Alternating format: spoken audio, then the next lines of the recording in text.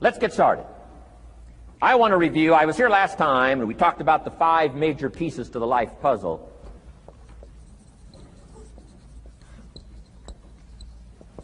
And I just want to review those because it lays such a good foundation for all the rest that I want to share with you today. We got a lot of subjects to cover, so we're going to go rather swiftly, okay? Put on your mental track shoes here and run with me today, because I'm going to deal mostly in concepts. Expect you to, fill in a lot of the details, because I got a lot to share. I want to get through it all. But let's lay this foundation again of the 5 major pieces. Happens to be the title of my latest book. But I think it is so valuable in laying a foundation. It's some of the things I learned between ages 25 and 30. The teacher who taught me so well. He dealt in these fundamentals, we call these fundamentals. We call these basics. Basics for sports, fundamentals for sports, fundamentals for your business, fundamentals for the way you deal with your family, a few simple things. Few basic things that if you practice every day can make all the difference in the world, how it works out. I boiled it down to 5 major pieces to the life puzzle. Let's just review those. Number 1 is philosophy. Philosophy, as I taught the last time I was here, philosophy, in my personal opinion, is the major determining factor in how your life works out. Philosophy, the major determining factor in how your life works out. Philosophy. To form our philosophy, you got to think. You got to use your mind. You got to process ideas. And this whole process over a lifetime, starting way back here when we were children, schools that we've attended, our parents, our experiences, all this stuff that we've processed by the thinking process helps to develop our philosophy. And in my opinion, each person's personal philosophy is the major factor in how your life works out. Here's what I called it in that last presentation when I was here. It's called the set of the sail. Each person's personal philosophy is like the set of the sail. Now, I used to think it was circumstances that ordered my life. If someone would have asked me at age 25, Mr. Rohn, how come you're not doing well? Pennies in your pocket, creditors calling, nothing in the bank, behind on your promises to your family, you live in America, 25 years old, got a beautiful family, every reason to do well, and things are not going that well for you. What is wrong here? It would not have occurred to me to blame my philosophy. I mean, it would not have occurred to me. Saying, well, I got this lousy philosophy, and that's how come I got pennies in my pocket and nothing in the bank, and things aren't working well. That would not have occurred to me. I found it much easier to blame the government. Much easier to blame the tax problem. I used to say taxes are too high. Top tax rate when I first started paying taxes, 91%. Back then, when your income reached a certain level, all your income over that, 91%. So I used to say that's too high. Now, the top tax rate's about 33%. But people are still saying what? Taxes are too... See, but you can't use that anymore. If it's gone from 91 to 33, how could it be too high? Come on. I threw all that old excuse stuff away. Some people found it, though, and they're using it these days. My old list. I used to blame the traffic, the weather, used to blame circumstances, right? People say I'm too tall, I'm too short, I'm too old, I was raised in obscurity, raised on a farm, parents of modest means, all the stuff. If you were to ask me, how come you find yourself here, Mr. Rohn, age 25, living in America, land of abundance and opportunity, pennies, zero in the bank, not doing well, creditors calling, it would not have occurred to me to blame my philosophy. I found it easier to blame the company policy. I used to say, if this is all they pay, how do they expect you to do well? So I figured that, my future was going to be tied to what everybody else was arranging, the economy and, right, interest rates. I used to say things cost too much. That was my whole explanation, not my philosophy, until my teacher taught me better that this is where the problem was, my own personal philosophy. Here's what's exciting about each person's personal philosophy. That's what makes us different than dogs and animals and birds and cats and spiders and alligators. That's what makes us different than all of the life forms. The ability to think, the ability to use your mind, the ability to process ideas, and not just operate by instinct. In the winter, I'm telling you, the goose can only fly south. What if south doesn't look too good? Tough luck. It can only fly south. But see, human beings are not like a goose, can only fly south.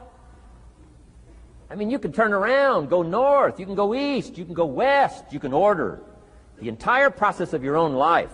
And we do that by the way we think. We do that by exercising our mind. We do that by processing ideas and come up with a better philosophy, a better strategy for our life, goals for the future, okay? Plans to achieve those goals. All this comes from developing our philosophy. Philosophy helps us to process what's available. Well, when we get here, we got seed, and we got soil, and we got some rain, and we've got some what? Sunshine, and we've got some seasons, and what? The miracle of life. Now, the key is, what do you do with all this stuff? How do you turn all this stuff that's available here into equity and promise and lifestyle and dreams and future possibilities? All of this that's possible now with human beings, how do you take all this stuff and turn it into this equities and values? Well, it starts with philosophy. What is the seed? What is the soil? What is the sunshine? What is the rain? Is it possible to take some of each of all the stuff that's available and turn it into food and turn it into value and turn it into nourishment and turn it into something spectacular and unique that no other life form can do? And the answer is yes. But you cannot deal with all this stuff and what to do with it unless you start refining your philosophy. Think, use your mind, come up with ideas, and strengthen your philosophy. So the seed and the soil and the rain and the sunshine, this is called, you know, the economy and the banks and the money and the schools and everything that's available out there, processing information, what to do with all that, and turn it into equity and value. That is the major challenge of life, my personal opinion. So each person's personal philosophy now is going to determine what you're going to do with seed and soil and sunshine and rain and miracle, the change of seasons. That's it. My personal opinion. Each person's personal philosophy is like the set of the sail. That's what this seminar is for today. Help you to trim a better sail. You don't need a better economy. You don't need better seed and soil. In fact, when it comes to seed and soil and rain and sunshine and seasons and the miracle of life, that's all you got. Now, what if you blame this stuff? Then you're blaming all you got. If you blame the economy, and you blame the schools, and you blame the teachers, and you blame the sermons and the preachers, and you blame, you know, the marketplace, and you blame the company and company policy, what else is there? When some people get through with their blame list, there isn't nothing else. That's all there is. And if you blame the only thing you've got to work with, I'm telling you, it's called mistake colossal in not understanding that that's all you've got to work with. And if this is all you've got to work with, then you don't change the seed, and you don't change the soil, and you don't change the rain, and you don't change the sunshine, you don't change the seasons. Right? Guy says, I'll take 3 springs, 4 summers, 9 falls, no winters. No! You can't fool with this stuff. You got to take it like it comes. Then what do you change to make your life work well? You got to start with your philosophy. Guess what I had to do at age 25 in order to change my own future? I had to change my mind. I had to change my thinking. I had to change my philosophy. I was messed up on what was causing my problem. And once I got that straightened out, that all the stuff I blamed, the government and taxes and the marketplace and the economy and things cost too much, negative relatives, cynical neighbors, once I got rid of that and started going for where the real problem was, which was me, I'm telling you, my life exploded into change. My bank account changed immediately. My income changed immediately. My whole life took on a whole new look and color immediately. And the early results I got from making these philosophical changes tasted so good, I've never stopped the process from that day until this.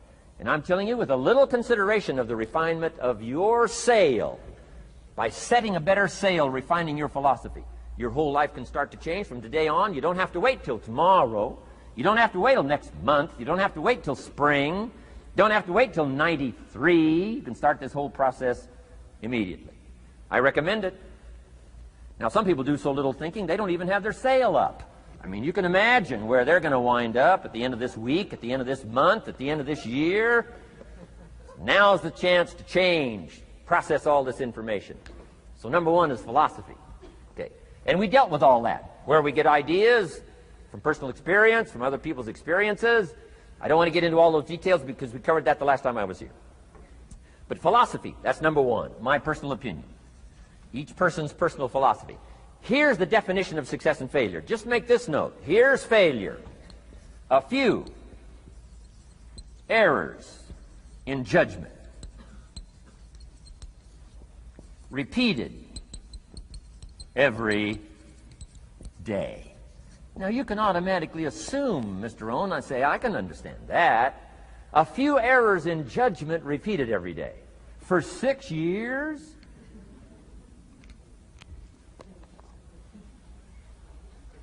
I'm with my father. I think I told this story the last time I was here. My father, 88 years old, he's never been ill, still hasn't retired.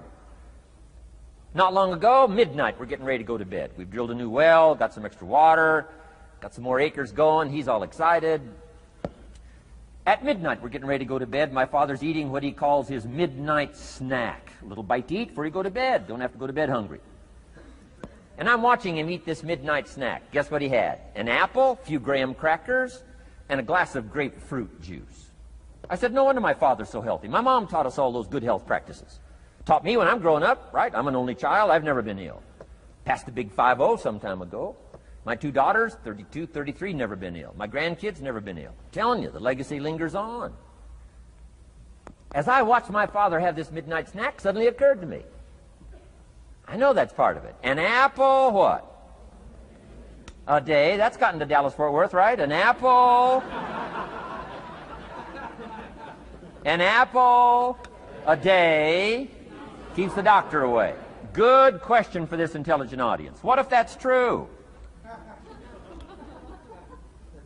You say, well, Mr. Rohn, if that's true, that would be easy to do. Then what's the problem? It's easy not to do. It's easy not to adopt it as your own personal philosophy. Or the guy messed up the saying. Guy says a Hershey bar a day. Say, no. No. You've been watching too much television. It is not Hershey bar. You've got to be smarter in philosophy than to fall for the Hershey bar a day when it's an apple a day. You've got to be smarter than that. And if you make that kind of an error in judgment every day for 6 years, I'm telling you, it'll accumulate into disaster. Sometimes the first year you say, well, you know, I'm so healthy now, what difference is it going to make? You've got to be smarter than that. Just because disaster doesn't fall on us at the end of the first day doesn't mean disaster isn't coming. You've got to be so smart that you look down the road and say, will the errors in my present judgment of philosophy, what's that going to cost me in 1 year, 6 years, 1 month, 6 months? I'm telling you the money cost and the health cost and the success cost is too gigantic if you'll look down the road a little ways and say, are there errors in my current judgment like an apple versus a Hershey bar? Is that just a good illustration of some of the rest of my errors in judgment? If it is, that's where I found myself at age 25. I started working when I was 19. I met my teacher who helped turn my life around when I was 25. That's 6 years. At the end of the first 6 years of my economic life, I've got pennies in my pocket. I've got nothing in the bank. The creditors are calling saying, hey, you told us the check was in the mail. I'm embarrassed. I'm behind on my promises. I live in America. I'm 25-year-old American male. I got a nice family, every reason to do well. And I'm messed up. Now, what's messed up? I used to think it was the community that was messed up, and the country was messed up, and the government was messed up. If those Democrats ever get in the White House, that'll really mess things up. If the Republicans stay in power, that'll really mess things up. The economy was messed up. Interest rates are messed up. I thought all this stuff was messed up. Then I found out that's not what was messed up. I was criticizing the only thing I had to work with. What was really messed up was my own personal philosophy. My own errors in judgment in my own personal philosophy brought me in 6 years to pennies in my pocket, nothing in the bank, and trying to explain why I wasn't doing well, living in America, 25-year-old American male, got a family, every reason to do well. Now, once I understood this, here's the formula for failure: errors in judgment, being lax about developing your own personal philosophy. I'm telling you, it's called accumulated disaster. It doesn't matter whether it's your health or your bank account. Guy's got an empty bank account, probably has high cholesterol. Why? Over the last 6 years, he never paid attention to either one. And it doesn't matter whether it's a dollar, or whether it's your money, or whether it's your cholesterol count.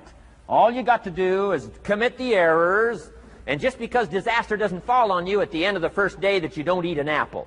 You say, well, I didn't eat an apple today, and tonight I'm not ill. Well, you got to be brighter than that. Someday you got to leave first grade.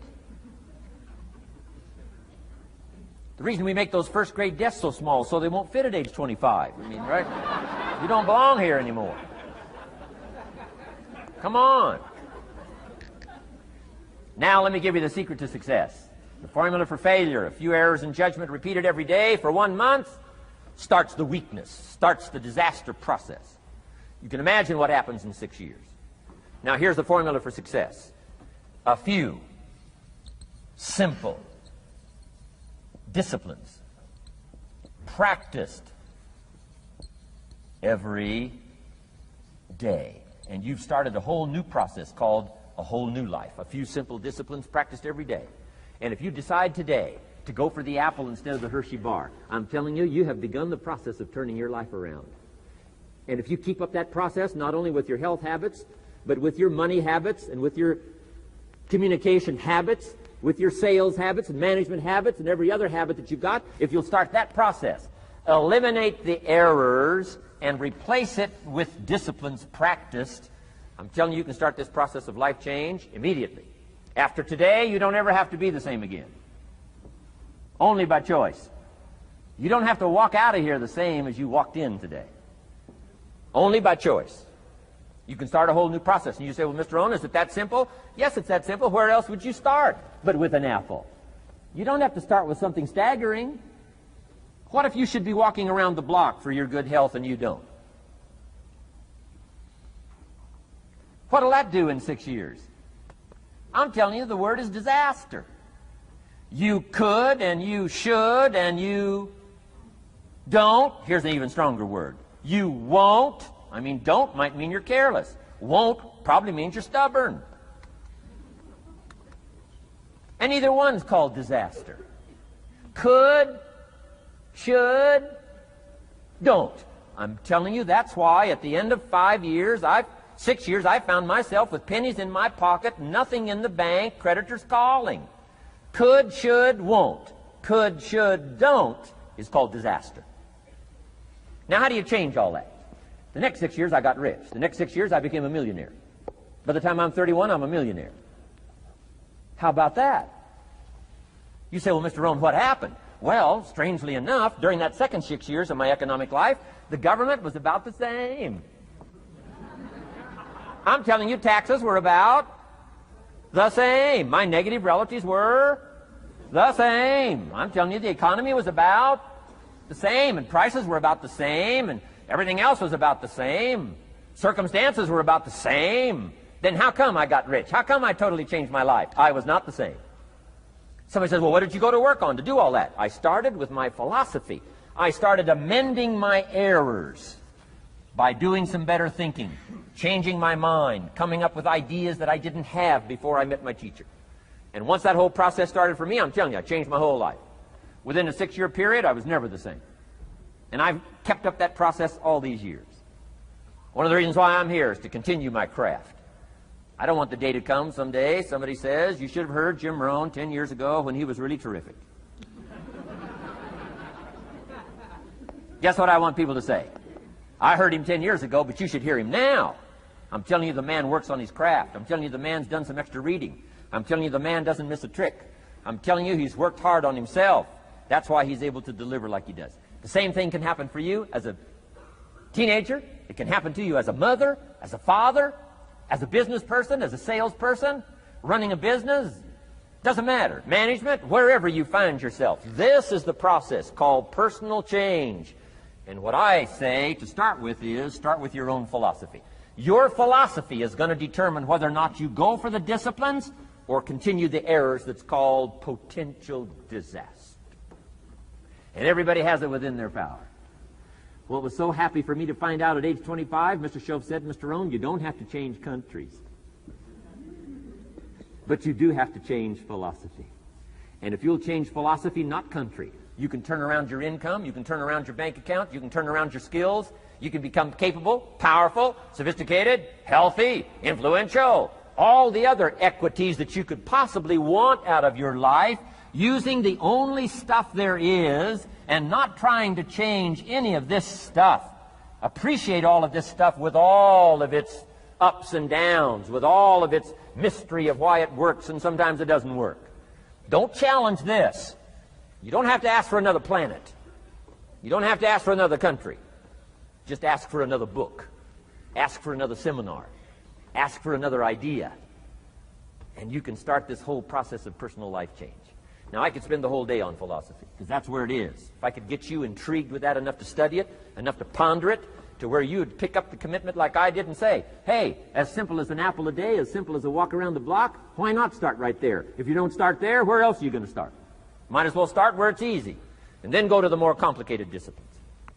Because if you can't handle the simple disciplines, how can you handle the complicated ones? Okay. Key. Philosophy. Here's number 2. I got to give these now very quickly because I got too much to cover here to linger too long. Number 1, we're affected by philosophy. First major of the 5 major pieces. Number 2 is attitude. We're affected by how we feel. First, we're affected by what we know and the decisions we make. Second, we're affected by attitude. How we feel. And I gave that quick list. Let me give it to you. It's how you feel about the past. You've got to have a good attitude about the past. Use it as a school, not a club. Don't beat yourself to death with your past. Faults, failures, losses. Let the past be a school. Harsh school maybe. What else is new? Let the past be a school master to teach you. Not to threaten you, but to teach you. Okay. Next, it's how you feel about the future. Set your goals. We'll talk a little bit about that before we finish today. Goal setting. The promise of the future is an awesome force to affect your life every day. Without a future well designed, we take hesitant steps. And all you have to have is hesitant steps for 6 years. You'll be timid, driven into a corner, not boldly willing to go and take your portion, take your share. Okay? Next, it's how you feel about everybody else. Got to have a good attitude about everybody else, because it takes everybody else to make a market. One person doesn't make a family. One person doesn't make a business. One person doesn't make a corporation. One person doesn't make a community. One person doesn't make a nation. It takes all of us to make a dynamic economy, a nation second to none. It takes all of us to make the churches and make the economy run. It takes all of us to make the possibilities. All the gifts that have flowed in here the last 200 years, unprecedented in 6,500 years of recorded history. There's been nothing like it. The ethnic streams that have flowed in here brought their gifts, brought their talent, brought their skills, brought their inventions, brought their work ethic. All of it mixed together is called America. Been nothing like it in 6,500 years. And to miss the value of it by some, warped attitude about it, I'm telling you, you've missed it all. And if you have an appreciation for it all, you'll draw from it. And if you draw from all the gifts that have been blended together here for 200 years, now for your value and benefit, think of what you can do for your days, for your business, for your conversation, for your equities. You can transform it to an incredible degree. And here's the last one. It's how you feel about yourself. Understanding self-worth is the beginning of progress. Self-worth should be easy. If one of us can do it, all of us can do it. If anybody can think it, we all can think it. I can read, you can read. I can understand, you can understand. From where I came from, the few simple things I did and tried revolutionized my life in 5 years. There isn't anybody here that can't do it. Change from pennies to fortune. Change from nothing to something. Change from broke to rich. Anybody in this room can do it. If any of us can do it, we all can do it. That's the kind of value you should place on yourself. If Jim Rohn can understand it, I can understand it. If he can read, I can read. If he can find it, I can find it. If he can change, I can change. If he can get it done, I can get it done. That's the attitude about yourself. So valuable. Okay? Now, in transforming our lives, we don't start with attitude. We don't start with the inspiration here. We start with education. Somebody says, well, I expected you to just come get motivated today. Well, that probably won't do it. Somebody says, by now we should be standing on the chairs, waving a flag, singing the old gray mare. Get going here. No, that's not where you start. Life change does not start with inspiration. Life change starts with education. You've got to be educated to the point of where you might have messed up. My teacher put it in blunt, simple language. He only went to the 9th grade in school, so he put it in simple language I could understand. He said, Mr. Rohn, after 6 years living in America, healthy American male, 25 years old, been working 6 years, 1 year of college, pennies in your pocket, nothing in the bank, behind on your promises. Shoaff said, I just got one simple explanation for that. You've messed up. Now, I could understand that kind of language. Substitute a Hershey bar for an apple means you've messed up. Should walk around the block, could walk around the block, won't walk around the block. You have messed up. And all you got to go is write down through the list. Don't need some teacher to come by and tell you. Be your own best teacher saying, hey, let me make a list of some places I've messed up. Because if I let this down, that probably affects the rest. And the answer is that's true.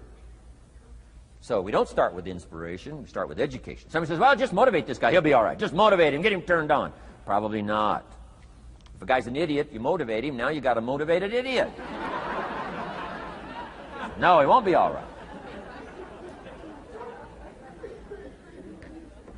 So we start with education. What's the first education?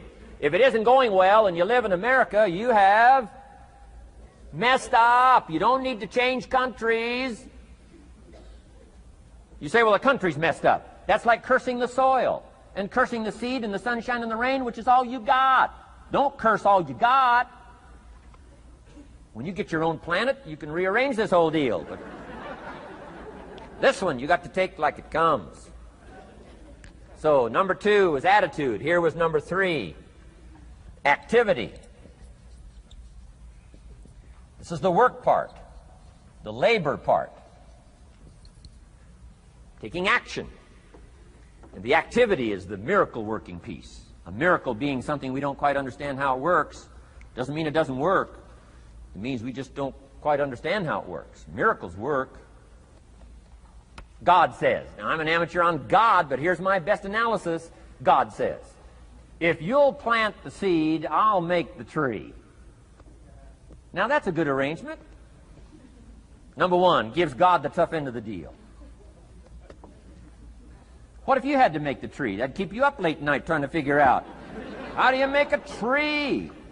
Say, no. I'm telling you, the mystery and the miracle of this stuff has already been set up. God says, I got the miracle going. I got the seasons going. I got some sunshine and some rain, and I'm God. But the way I've arranged it, I just need somebody to plant the seed, not chant. In California, they're trying to chant to get this stuff done. Forget this California stuff. You don't have to rub a crystal and sleep under a pyramid. This stuff's too easy. Getting rich is too easy. Changing your life is too easy. Forget all that. Right? Massive bombard, affirmation, forget all that. My opinion. Ocean waves and seagulls, come on, this stuff's too simple. Just simple, easy stuff. But if you neglect it, that's how it piles up year after year. But if you're willing to straighten it out, and here's one of the keys. It's called activity. It's called disciplines. Turning wisdom from your philosophy and inspiration, the strengthening of attitude and faith and courage, commitment, and all this stuff that comes from attitude. If you're willing to take these 2 qualities, philosophy and attitude, and invest it into activity, you can have a miracle. Anything short of that, no miracle. Wisdom doesn't perform a miracle. Attitude doesn't perform a miracle. The only thing that performs a miracle of increase called equity is called putting wisdom and attitude into discipline, into labor. And this labor now can perform a miracle. And here's the two parts to the labor. One, do what you can. Number two, do the best you can. Can't give you better advice than that. Number one, do what you can. You just got to go home and make a list after today. And here's the question to ask as you make this personal list. What am I not doing that would be easy to do? That could greatly change my health, my wealth? What am I not doing I'm neglecting that would be easy to do? Just go home and answer that question personally. You don't have to put the answers on a public bulletin board. This is just all personal stuff. From the walk around the block to the apple to what to do with your money, which we're going to cover today. What does a child do with a dollar? We're going to cover that today. Errors in judgment, disaster. Few simple disciplines, wealth beyond imagination. And if you'll pick up the activity part, the miracle working part, plant the seed part, take care of your part. The soil will take care of its part, and the seed will take care of its part. The seasons will take care of their part. The miracle will take care of its part. If you'll take care of your part, called putting it into activity, action. Works miracles. 2,000 years ago, on April 13th, one of Jesus' disciples. Now again, I'm an amateur on the Bible, but best as I can remember it, one of Jesus' disciples said to Jesus, "It's time to pay our taxes and we don't have any money." That's how come I know it was about April 13th.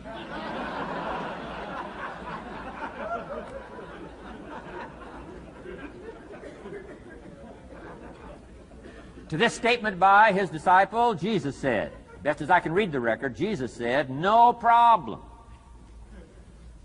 Now, why could he say no problem? Well, word has it, he was a miracle worker.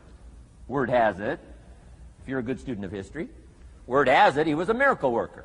If you handed a problem to a miracle worker, what would he be inclined to say? No problem. You got to hang out with folks like that. I belong to a small group like that. We do business around the world. You hand these guys a problem, they say no problem. What? How many books would they read to solve it? Many as it takes. How early would they get up? Early as it takes. How much information would they get? Much as they needed. So it's what? No problem. You got to hang out with folks like that. Jesus said, this will be no problem, the tax thing. He said to his disciple, it's simple. Go fishing. Wow.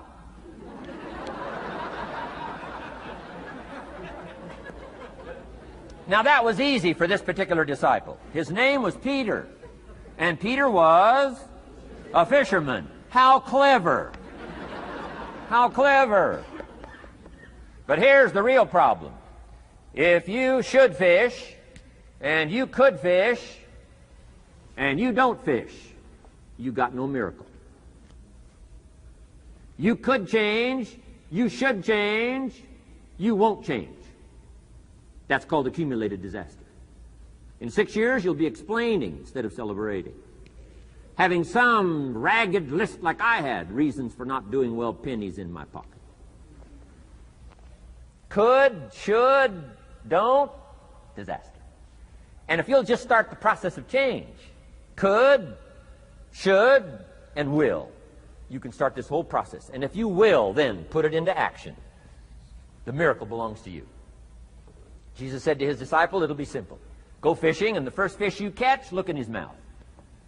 Peter said, okay. He was used to strange things happening in this relationship. Peter goes fishing, catches the first fish, looks in his mouth. Guess what's in the fish's mouth? Coins. Peter says, wow, coins. Starts counting the value of these coins, and when he adds it up, guess how much it added up to? Exactly enough money to pay his taxes and Jesus' taxes. Which gives you Jesus' position on taxes.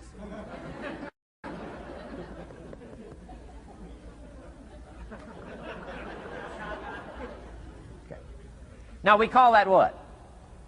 A miracle. Only because we don't quite understand how it works. It doesn't mean it doesn't work. It simply means we don't quite understand how it works.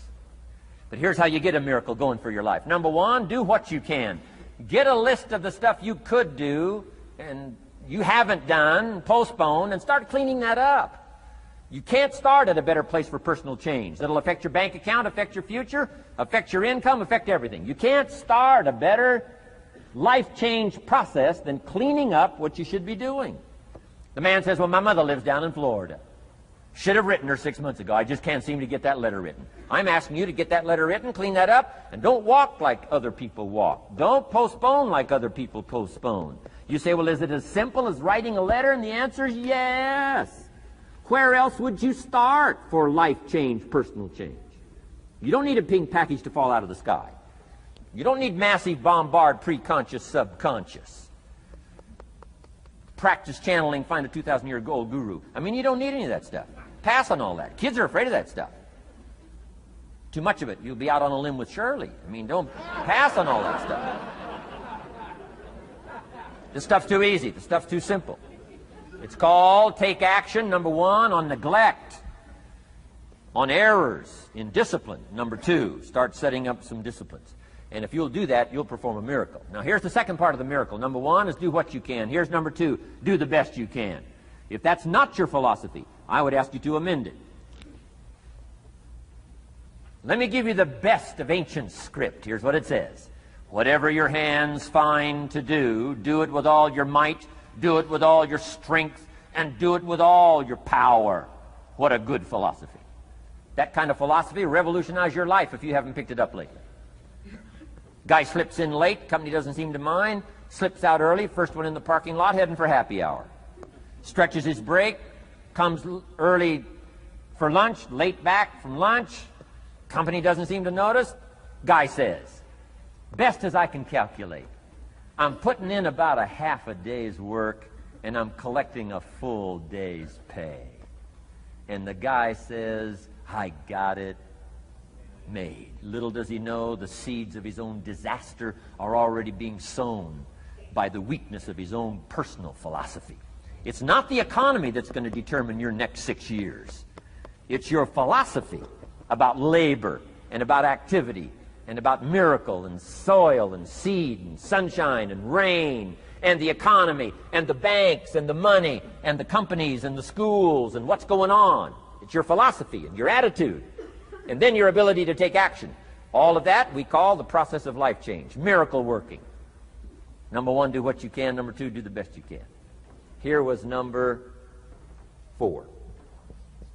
Results. Results. Every once in a while, you got to take a measure, see how you're doing with these 3 pieces: philosophy, attitude, activity. Now we take a measure called results. What is the results at the end of the day, the results at the end of the week? You can't let too much time go by without checking. When time goes by, 6 years I'd been out there working when I met my teacher, Mr. Schoaf.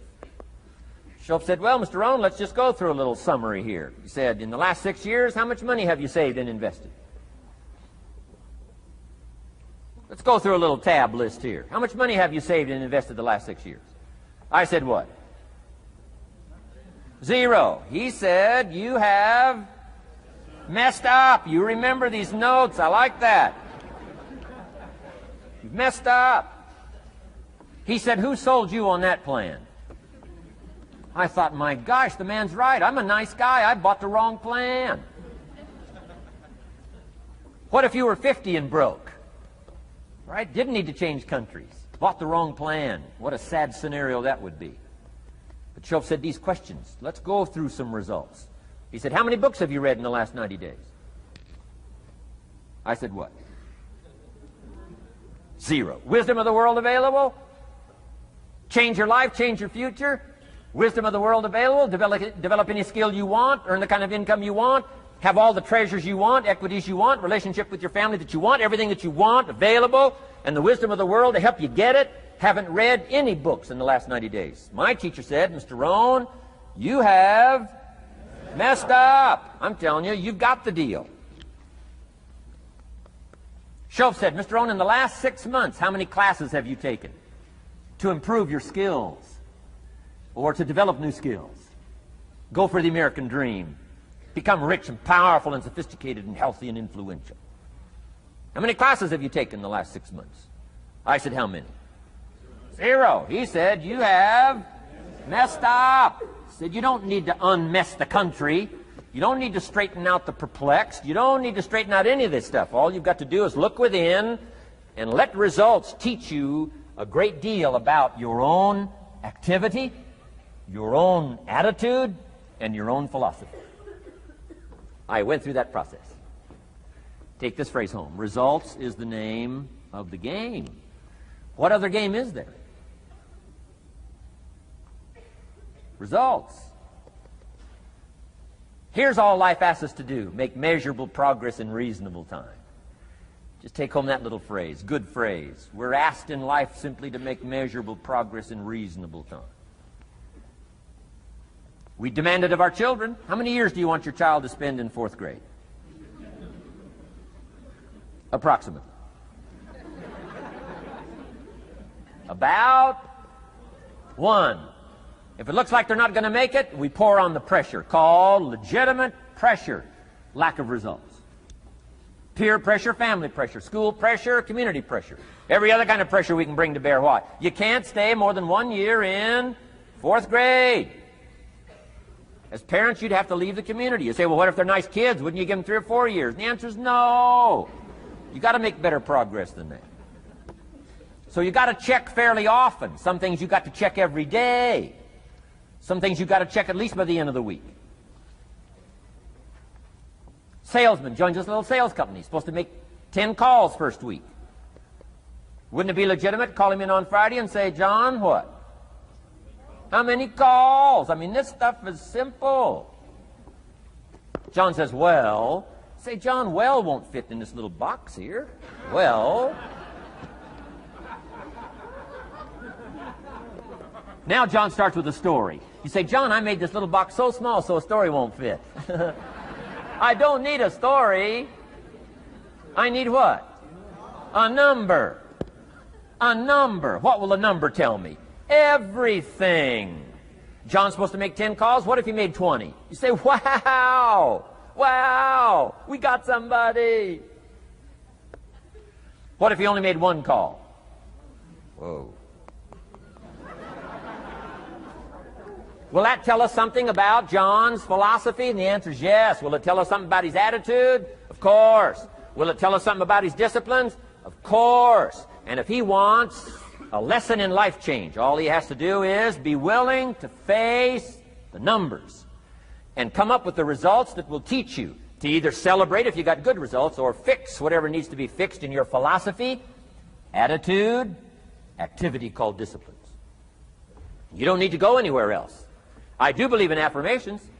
They are valuable as long as you affirm the truth. Because it says in ancient scripts, the truth, what? Will set you free. Free to do what? Amend your errors and pick up new disciplines. That's what the truth is for, to help us amend our errors and pick up the disciplines for life change. That's what the truth is for. So I do believe in affirming the truth. If you're broke, best thing to affirm is, I am broke.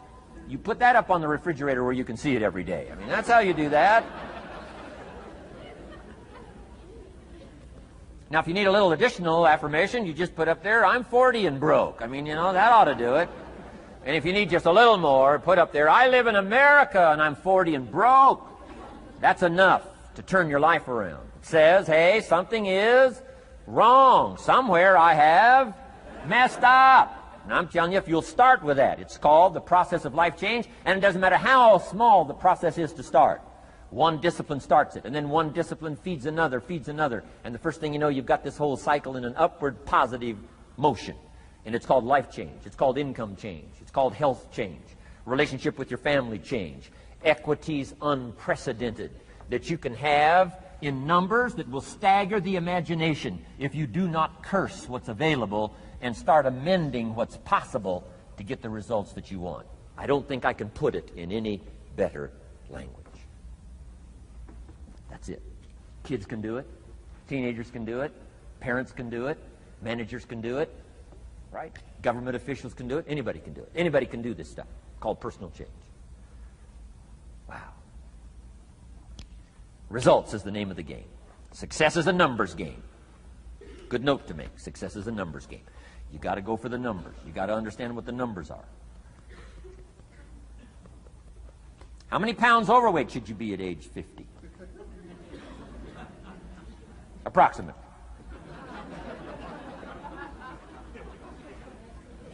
John says, I got big bones. We'll give you 10 pounds. 10 pounds for big bones. Otherwise, come on, John. 20 pounds, 25 pounds. Shouldn't we turn on the caution light at work and at home?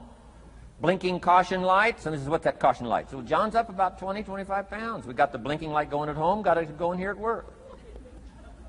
To remind him what? Wrong numbers. Okay? 35, 40 pounds, red light. Blinking at home. Somebody says, what's that blinking red light? Say, John's up about 40 pounds.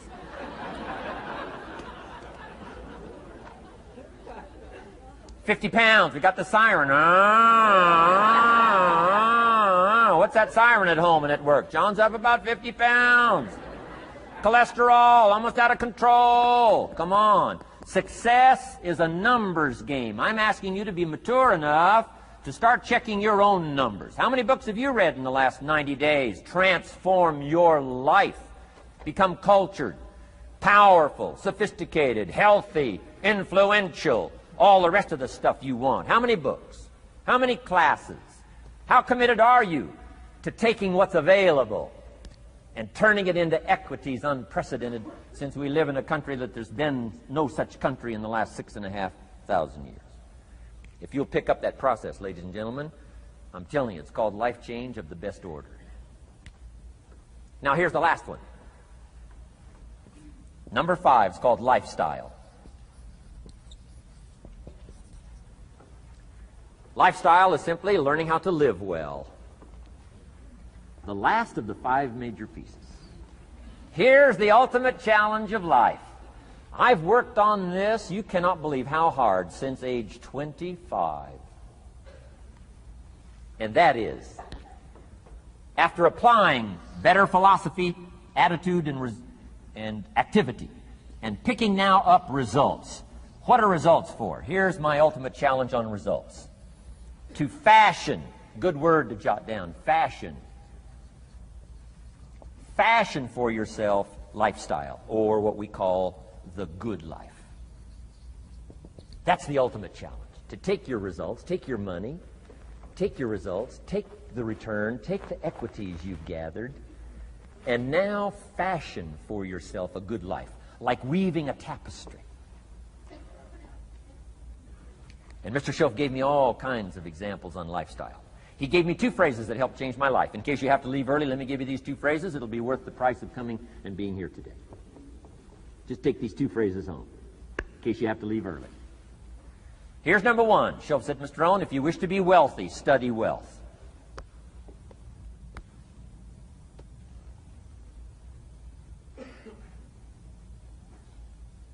When he said that, I said, my gosh, I don't know anybody that studies wealth.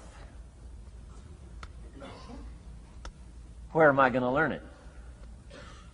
He said, never mind, Mr. Rohn, now that you've met me, if you'll be with me for a while, he said, and if you'll commit yourself, he said, I will teach you. And he taught me. He taught me the books. He taught me the stuff. Changed my life. By the time I was 31, I was a millionaire. The man taught me well. If you wish to be wealthy, study wealth. If you were to show me your present economic plan, in a personal conversation between you and me, you say, Mr. Rohn, let me disclose for you my current economic financial plan for the future. Would I get so excited, I'd say, hey, I'm going to go across the country and lecture on your plan.